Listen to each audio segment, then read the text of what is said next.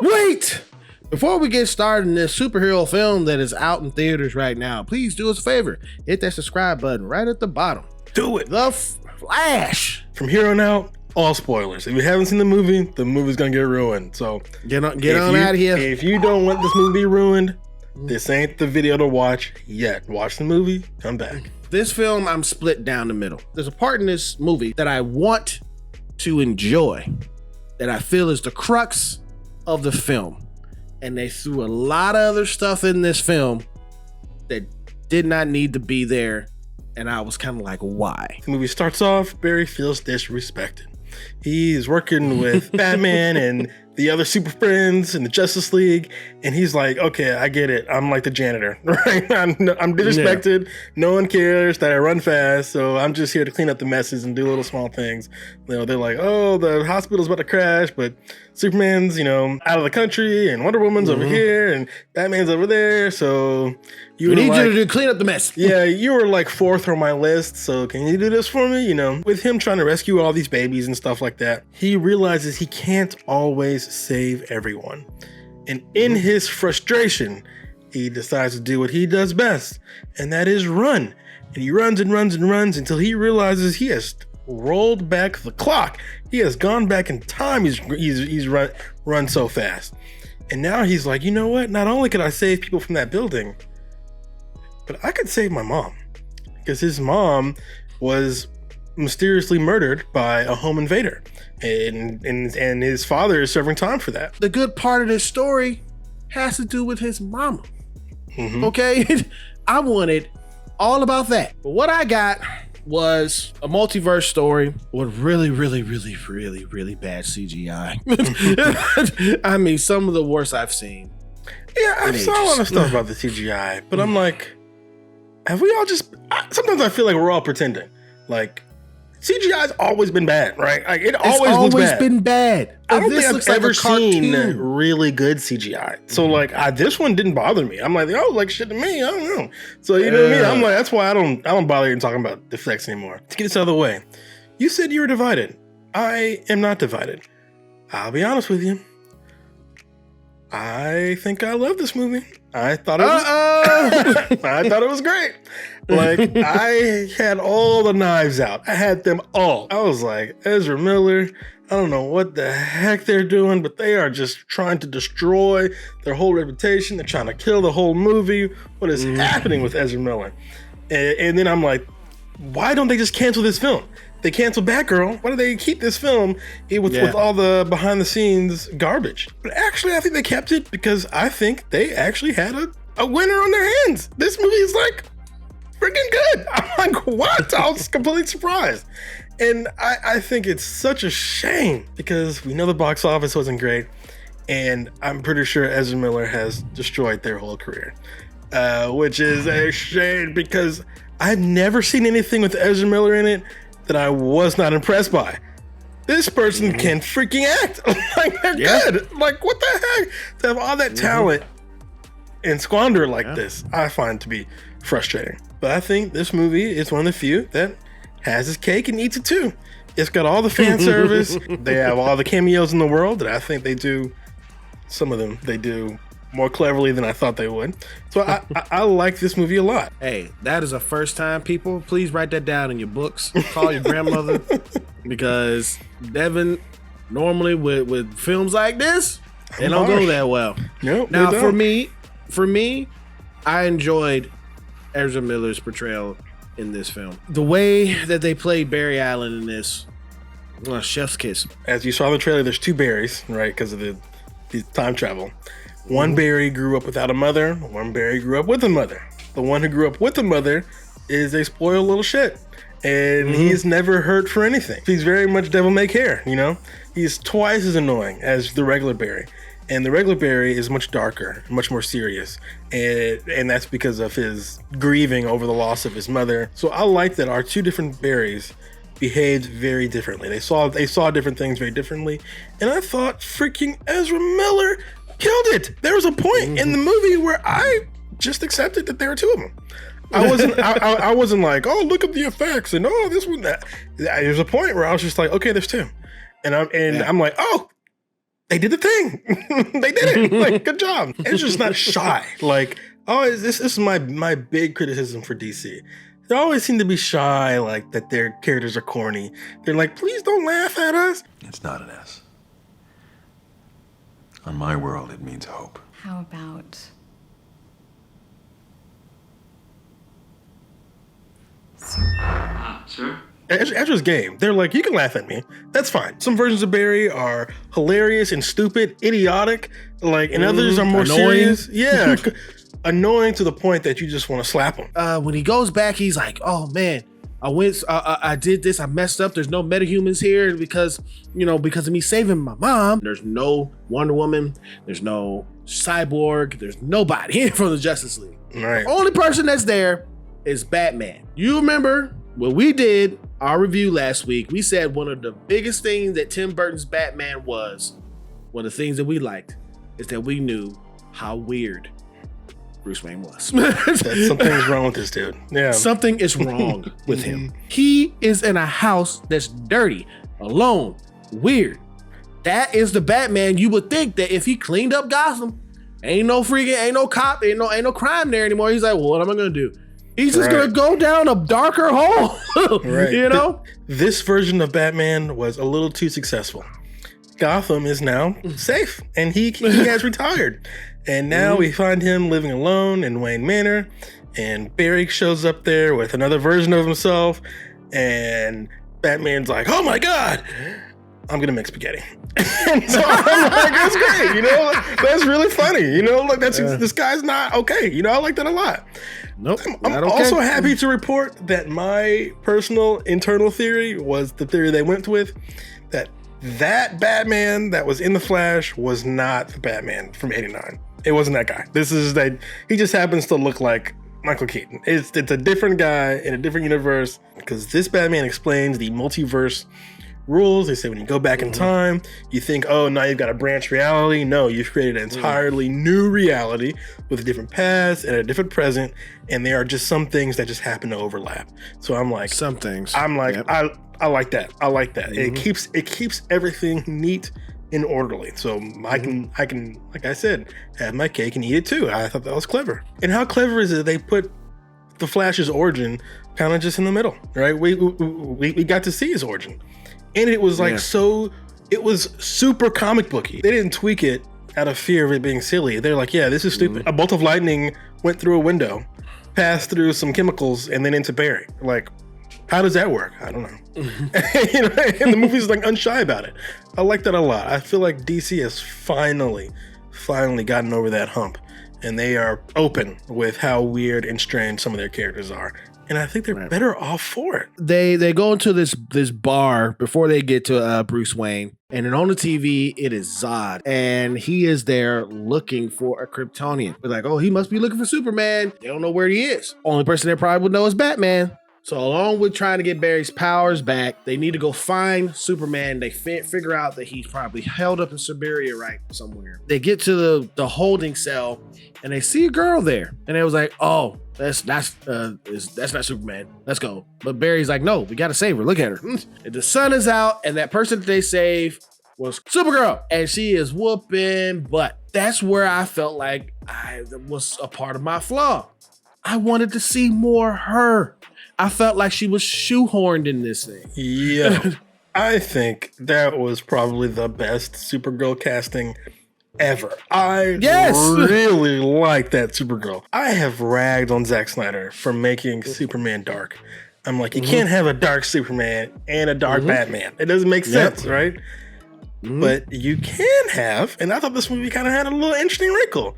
You can have a bright Superman, but a dark Supergirl. I think that freaking works, man. That makes sense. Yeah, that balances the scales. So I like that this Supergirl was not happy-go-lucky. She wasn't wearing a little skirt. She didn't have blonde hair and blue eyes. No. She was like, you know what? You getting laser eyes today. And she was whooping ass. And I forget her name. Was it Sasha Calle or Kaye? Sasha Calle. Kaye. Yeah. Awesome. And it's a shame that she ends up in this film at the tail end. I would love to see more of her as Supergirl. I thought she was an absolute standout. I thought she was fan-freaking-tastic. Yep. I thought she was great. I wanted more of her. But the thing is that made her different is because, which is to Devin's point of why Superman needs to be happy-go-freaking lucky. Right. Superman was raised by humans. Yes. Okay. He grew up in a very healthy background. You know, he should be a very nice guy. A happy guy. Happy guy. But she says to younger Flash, I never grew up around humans. Right. So I don't She really care. is alien, right? She Yeah. truly- and again, that's another thing that I feel like the Zack Snyder stuff misunderstood about Superman. Superman's not, he's genetically an alien, but he's not an alien. He's you. He's me. He's the guy you've always known. He's your best friend. Oh. You know what I mean? But it makes a lot of sense that this Supergirl, who her only interaction with humans are they've locked her in a cage, right? Yeah. That she'd be like, I don't give a F about y'all. You know, I'm here to kill Zod, and if y'all end up as collateral damage, oops.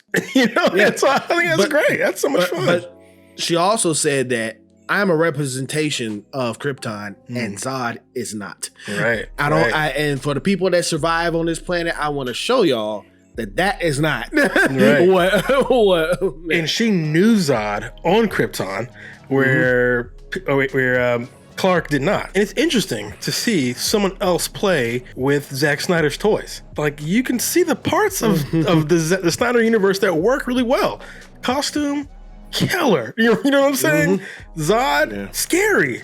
But he never earned any of these moments, right? So when you see someone else play with his toys, for me, I'm like, yeah, that works. I'm gonna be clear. The reason why I bag Zack Snyder is I feel like I want to fix him. You know, it's like a girlfriend in a bad relationship.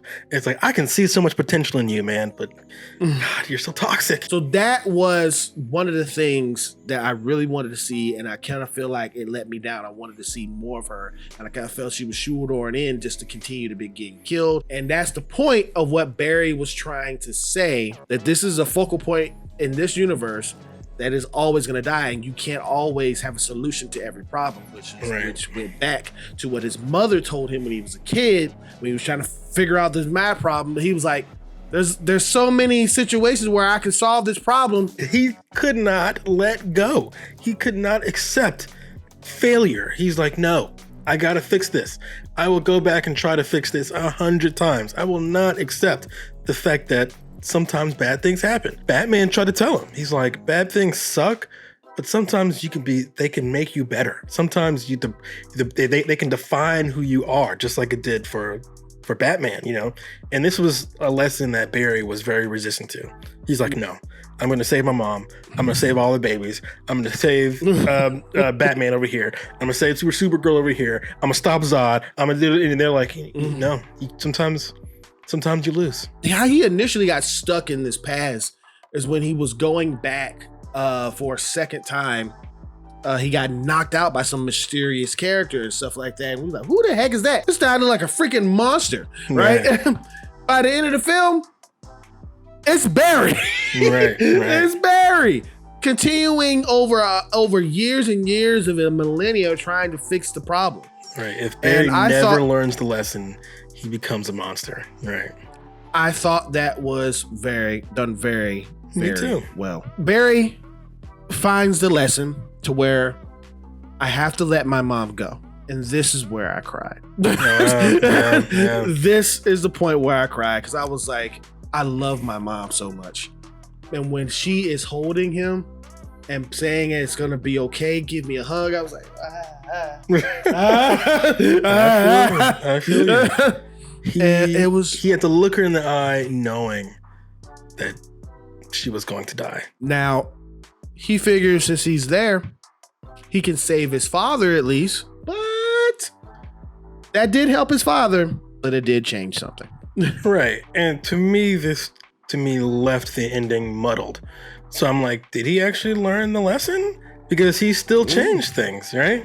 And he changed things terribly, because he gets back and things aren't quite like they're supposed to be. And then the movie just ends. And for as far as we know, all intents and purposes, that's the last time we gonna see. The whole DCEU just ended. So I'm like, did he ever actually learn the lesson? And they only did that so we could get a cameo later in the film. They kind of messed up the entire theme of the film. Like I said, I like this film a lot, but it ain't perfect. And this movie bends over backwards to get a lot of DC cameos. And some of them are great. Some of these cameos I never thought I'd ever see on the screen. I'm like, oh, that's fun. You know, I'm not even really a cameo guy. But others, I think, are bad. I think borderline immoral. And He said... yeah. So not only do we get a CGI cameo from Henry Cavill, we also get a CGI cameo from Christopher Reeve, who is dead. And he was not able to consent to that. And so maybe his estate did, you know, I'm sure they did, but I found that to be tacky. And then they did something I thought was even worse than that.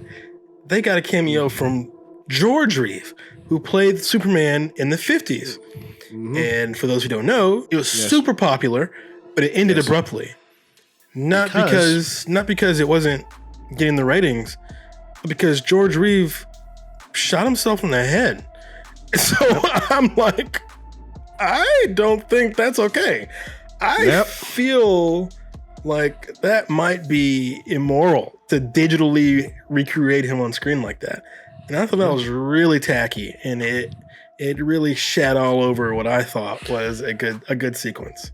They had Christopher Reeves, they had George Reeve, they had Adam West, they had Nicolas Cage, which I love seeing that. That was great. I just didn't like seeing people who clearly died long before they could have ever even imagined that they'd be in this movie, be in the movie, especially someone like George Reeve, who for as far as we know, there's some mystery around his death, but as far as we know, shot himself in the face. So like, I think that's, I don't know if that's good. I think that's really tacky. Wonder Woman comes out of nowhere and saves Batman. I'm like, again. Like, does Gal Gadot actually have any roles? I feel like all she does is cameos. She's like, and I'm like, okay. I literally saw that 3 times this year. Like, what the heck? That's great. I didn't like that. See, that scared me in the beginning of the film. And then the ending cameo, it was freaking George Clooney.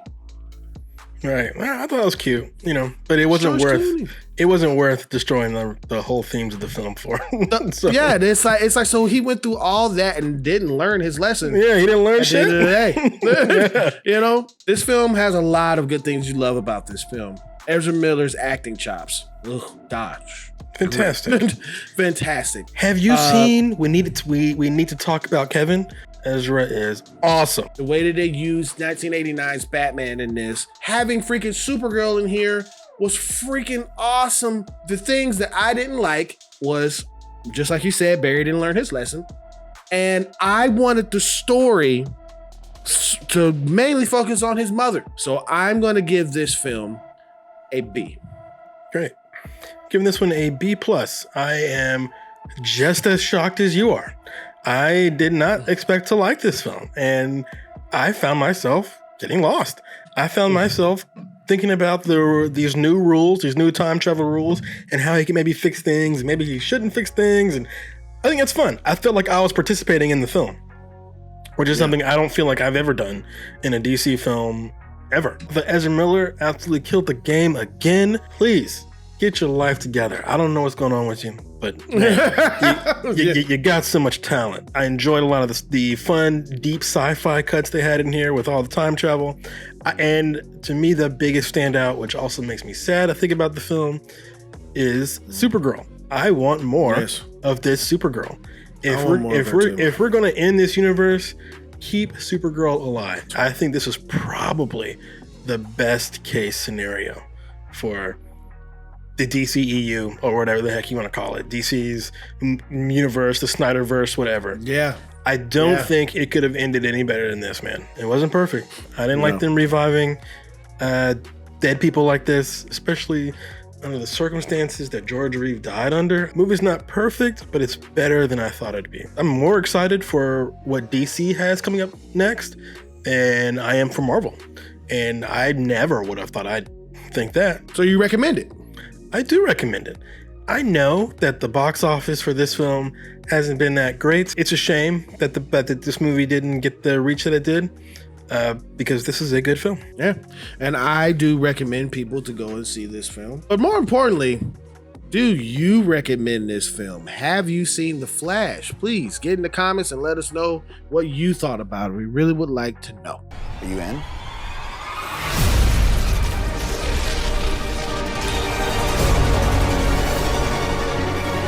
Thank you so much for clicking on this video. We really do appreciate you. Please, if you're new, hit that subscribe button right at the bottom, all right? And if you did like this rating review for this film, please hit that thumbs up, or you can hit that thumbs down. Whichever you choose, it is your opinion. Just remember one thing, that it's mostly wrong. See you guys in another awesome video.